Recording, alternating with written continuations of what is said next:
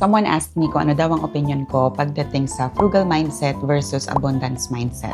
And I don't think one is automatically better than the other kasi pareho naman silang may benefits. Ang frugal mindset, natutulungan ka niya pagdating sa discipline para makapag-save ka consistently and para ma-appreciate mo kung ano yung meron ka na. Abundance mindset, on the other hand, tinutulungan ka naman niya to invest in yourself, to take opportunities para hindi ka lang laging nagka-cut back and for you to earn more. Ang problem lang kasi natin minsan, yung abundance mindset natin, hindi siya paired with good financial habits. In short, nagiging excuse natin siya para sa lifestyle inflation kasi ginagamit natin yung abundance mindset para sabihin na deserve ko to, babalik din to, so sweldo pa naman ako. And don't get me wrong, yung mga statements na yun, hindi naman sila necessarily mali.